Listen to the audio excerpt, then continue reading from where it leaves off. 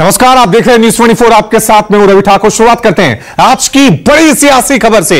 रायबरेली से राहुल गांधी सांसद बने रहेंगे और बड़ी खबर यह है कि वायनाड से प्रियंका गांधी उपचुनाव लड़ेंगी। यह आज की बड़ी सियासी खबर है। वायनाड से प्रियंका गांधी अब एक्टिव पॉलिटिक्स में उतरने वाली है।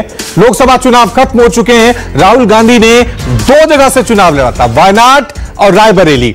बहरहाल राहुल गांधी ने यह फैसला किया है कि वो रायबरेली की सीट से सांसद बने रहेंगे और वायनाड सीट को छोड़ देंगे। लेकिन सवाल ये उठ रहे थे कि वायनाड से चुनाव कौन लड़ेगा, और इस सवाल का जवाब, ये सस्पेंस आज खत्म हो गया है कि राहुल गांधी की जगह वायनाड पर अब प्रियंका गांधी चुनाव लड़ेंगी, जिसके साथ ही प्रियंका गांधी की अब एक्टिव पॉलिटिक्स की शुरुआत भी होने जा रही है। इसलिए आज की ये बड़ी सियासी खबर है, क्योंकि प्रियंका गांधी पहली बार चुनावी पॉलिटिक्स में उतरने वाली हैं। पहली बार प्रियंका गांधी चुनाव लड़ने वाली हैं। राजनीति में बनी रही हैं, पॉलिटिक्स में एक्टिव रही हैं, लेकिन प्रियंका गांधी ने अभी तक कोई भी चुनाव नहीं लड़ा था। उत्तर प्रदेश की वो प्रभारी भी रही थी, कांग्रेस पार्टी में उन्होंने कई जिम्मेदारियां भी संभाली थी। बावजूद इसके प्रियंका गांधी पहली बार चुनावी पॉलिटिक्स में उतर रही हैं।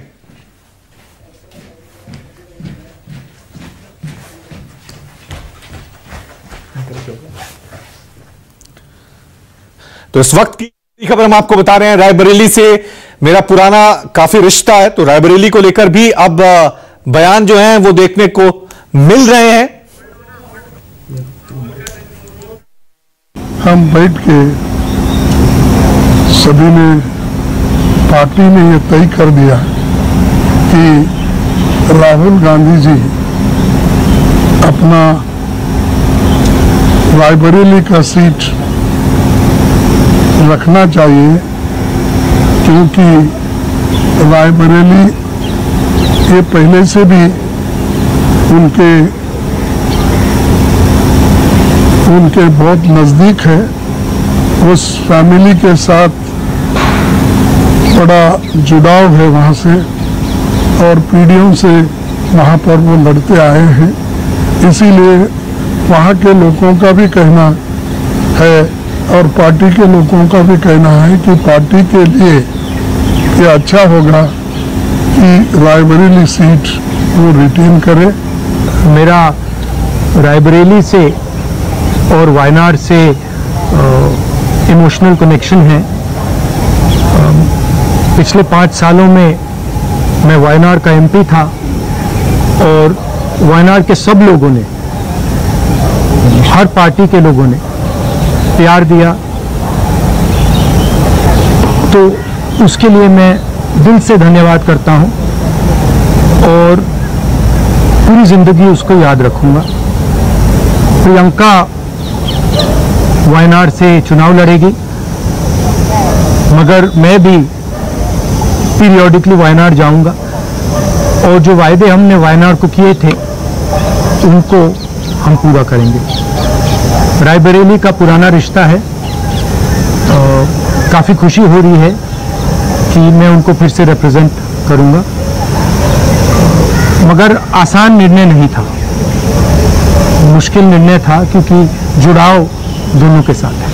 रायबरेली के साथ तो मेरा बहुत ही पुराना रिश्ता भी है और 20 सालों से मैंने काम किया है दोनों रायबरेली और अमेठी में, तो वो रिश्ता तो कहीं मतलब किसी भी तरह से टूट नहीं सकता। उसको कायम रखने के लिए हम दोनों हैं और भैया की मैं मदद रायबरेली में भी करूंगी, और जैसे उन्होंने कहा हम दोनों रायबरेली में भी हम दोनों मौजूद होंगे और वायनाड में भी दोनों को।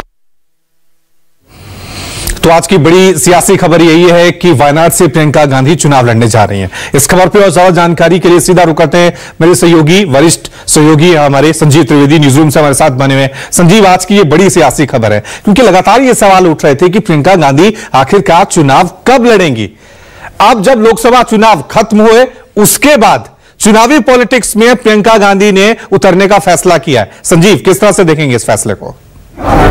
देखिए, एक तो बहुत दिन से प्रतीक्षा हो रही थी कि आखिरकार चुनाव प्रबंधन में प्रियंका गांधी तो सक्रिय है साल 2004 से ही या उसके पहले से ही, लेकिन खुद चुनाव क्यों नहीं लड़ती हैं। साल 2019 में ये बार बार प्रश्न उठ रहा था और कहा जा रहा था कि वो वाराणसी से भी चुनाव लड़ सकती हैं, लेकिन उस वक्त राहुल गांधी ने ही रोक दिया था, ये कहते हुए कि पहला चुनाव ऐसा नहीं होना चाहिए जिसमें हार की भी गुंजाइश हो।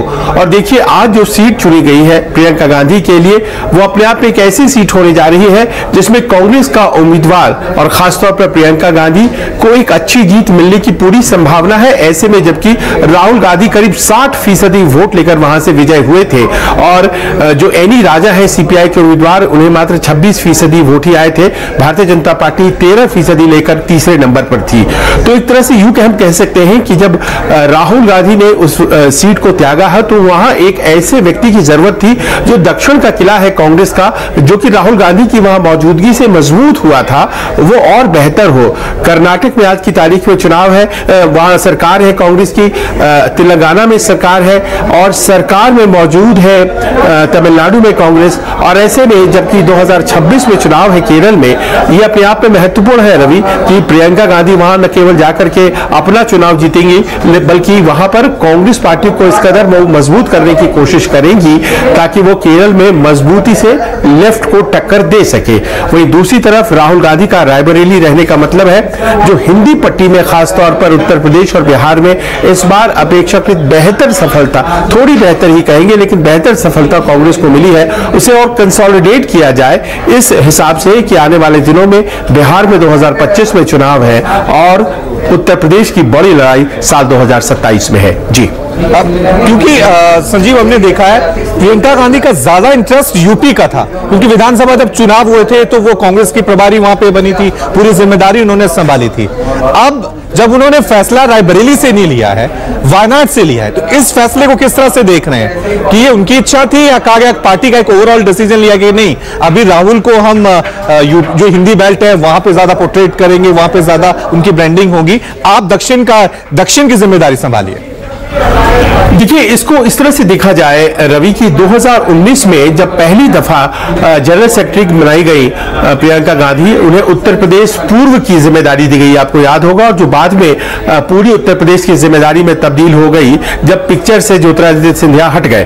तो उसके बाद उन्होंने 2022 का चुनाव लड़ाया और बहुत मेहनत किया और वो जो आज स्लोगन जिसकी चर्चा कर रहे थे मल्लिकार्जुन खड़गे, लड़की हूं लड़ सकती हूं, ये उन्होंने स्लोगन के साथ शुरुआत की, लेकिन आप जानते हैं कि वो सफलता उन्हें हासिल उत्तर प्रदेश में नहीं हुई और अपने आप को उन्होंने फिर से समेट लिया और उत्तर प्रदेश को एक तरह से उन्होंने थोड़ी देर के लिए छोड़ दिया और राष्ट्रव्यापी इस बार प्रचार प्रियंका गांधी का देखा गया। उत्तर प्रदेश में भी उन्होंने प्रचार किया है यकीनन, लेकिन पूरे देश में। ठीक है, एक तरह से उत्तर प्रदेश की जिम्मेदारी वो पहले संभाली चुके हैं। संजीव, थोड़ा सा समय की कमी है, जाहिर सी बात है आप प्रियंका गांधी चुनावी पॉलिटिक्स में, एक्टिव पॉलिटिक्स में उतरने वाली है, इससे कांग्रेस को कितनी मजबूती मिलेगी और देश की राजनीति और कांग्रेस की राजनीति किस दिशा की तरफ जाएगी, यह भी देखने वाली बात होगी। शुक्रिया संजीव तमाम जानकारी के लिए।